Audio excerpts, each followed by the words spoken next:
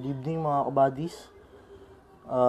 Andito ako para may mga konti kasing nagtatanong tungkol sa kung paano ko ginawa yung cover ko sa YouTube account namin. Actually, medyo mahirap siya dahil dun sa resolution, sa size. Hindi siya maisakto na maayos. So, subukan natin siya ngayon.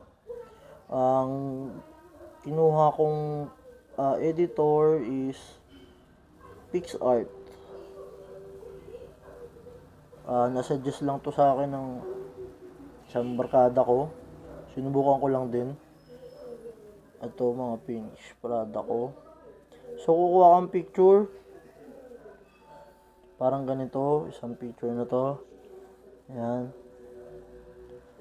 Unang-una, kung anong gusto mong style. Ako kasi yung gusto ko style, kasi medyo maliit yung maipapasok dun sa mismong cover. Hindi talaga sasakupin yung buo. Itong buong ano na yan, yung buong mukha natin. So, ang naisip kong style, para siyang na-zoom out. Papakita ko sa inyo kung paano yun. Ayan, ganito. Ganito ang naisip ko na style. Para maipasok siya dun sa cover. Actually, mayroong mas madaling style dito o pag-edit para sa cover, pero para sa mga baguhan, ito yung pinaka-feeling ko, pinakamadali para sa atin, para sa inyo. Actually, hindi siya ganun kahirap. Marami siyang option dito. Madali lang din gamitin. Baka yung iba familiar din dito. So, ayan, meron na akong pangalawang parang picture niya. Tinakpan ko lang yung isa. Lawakan pa natin itong isa. Okay. Ayan. Siya pantay ng konti. Okay. Isa pa ulit. Ayan. So, tatlo. Actually, kahit tatlo siya, hindi pa rin siya kaya nung mismong pang cover sa cover photo sa YouTube. Medyo naguluhan din ako nung una, pero eventually nakuha naman natin. So, alala ko pala, mga apat pala yung pinagpatong-patong ko. So, mukha siyang nasalamin. Na ganito. Ayan. Mukha siyang ganito ngayon. Yun. Pasensya na sa boses ko. Medyo pang senior to eh. Yan. So, okay na yung unang natin. Unang step. Ganito yung napili kong design kasi pagka pumasok siya sa mismong cover na, ito lang dito ang makukuha. Actually, yung sa halos half ng ulo ko hindi makikita talaga. Mamaya makikita nyo po yung na yun, sinasabi ko. So, pangalawang step, design. Lalagyan na natin ng design. So, una kong ginawa yung mga text. Ito, meron na ako dito.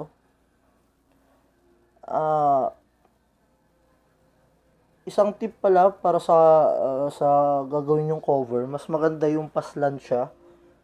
Pa-rectangle. Dito nyo siya. Hindi pangit yung patayo. Kasi, pa-rectangle yung cover kung mapapansin nyo, pa-rectangle yung cover nung sa YouTube. So, mahirap siya makita pagkapatayo. Pwede siya maputol. Hindi katulad nito, madali mo siya makikita. Madali ring makikita to dahil sobrang haba nung sobrang haba po nung ating cover sa YouTube. Pero eventually po, wait lang ako. Ilitan lang natin ng konti ito. Okay.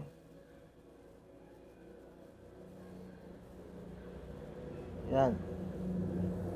Meron tayong Janea vlog. Tapos, lagyan natin siya ng kulay para siguro red na lang yung okay na siguro yung puti. Lalagyan na natin siya ng lining. Kapalan lang natin para mas makita. Siguro mas balance to kung 50 na lang parehas. Yun. 50. Napakadali lang nito mga sir, mga ma'am. Dahil ako hindi rin po ako ganun karunong dito. Actually, pangatlong beses ko pa lang nag-edit dito. Hindi ko pa siya hindi ko pa siya kabisado actually. So naglagay din ako ng subscribe. Yan. Hindi ko sure kung makikita pa ito. Pero sana makita siya.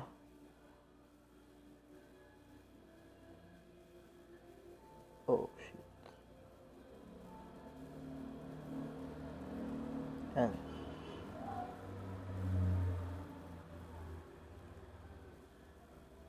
Oh, mali. Gitna na ba siya? Okay, gitna na. Ganun din, same din. Gawa na lang natin siya ng para medyo mapansin naman siya. Mas kapalan natin to ng konti kasi mas maliit.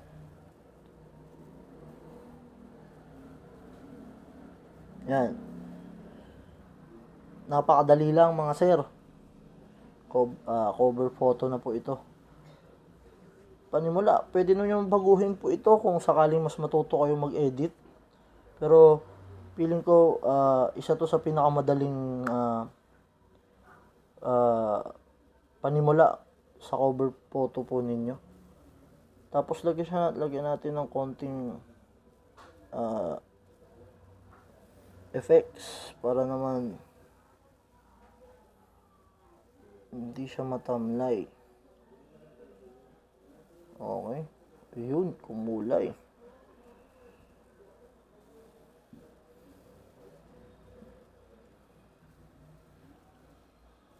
Yan din natin dito sa kabila. Ang ganda na. So ako kasi mahilig ako sa balance na sa balance na style. So nalagyan ko ng blue at pula. Tingnan natin kung yun. Isa pa. Kung di kayo nakakasunod sir, pwede naman natin i-replay. Yun. Medyo gumanda na sir. Siguro dito sa blue na lang. Kasi hindi na siya masyadong kita rin naman.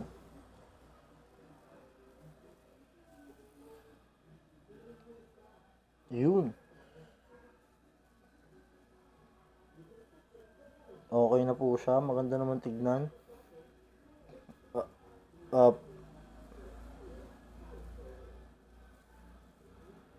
Okay na siya. Yun. Ano na lang ang gagawin natin? Effects. Pwede natin siyang lagyan ng effects. Ako, artistic yung kinukuha ko. Maganda siya tignan. Ito. Pwede na to. Para lang medyo mas maano yung kulay niya. Okay. Okay na natin. Ngayon, pinaka-last is i-resize po natin siya dahil ang required po dun sa cover photo ng YouTube is ang pinaka ano talaga niya 2560. Pero pwede na ata yung 24 something, mga ganon. Pero ito po yun yung pinaka suggested ni YouTube. Feeling ko, nabasa ko kasi hindi rin ako sure, pero ito yung pinakamaganda. Ito yung pinaka nandun na nakasulat. Yan, so okay na po siya. Isi-save na lang natin siya ngayon sa gallery. Napakadali lang mga buddy. So ayun, titignan na natin siya. Ayan. Ganito po yung kalalabasan niya, mga buddies. Pero yung akin, medyo nagka-problema to. Hindi ko pa siya naayos. Medyo hindi makita yung subscribe. Tulad po na sinabi ko sa inyo kanina, pahaba po siya, sobrang pahaba. Kaya mas suggested ko po na yung pangalan or yung ilalagay nyo mismo na mga text or mga pangalan, kung ano man yan, sa gilid nyo siya ilalagay. Definitely makikita po agad siya. Huwag nyong ipapatayo kasi mapuputol yung mismong word. Ayan. So, ganito yan. Ganito po yung kalalabasan niya, mga sir, mga ma'am. Ito naman po ay mga pang basic lang na sa mga tulad kong hindi gaano marunong mag-edit. Pwede na po ito, palag-palag na ito. So, yun lang mga buddies.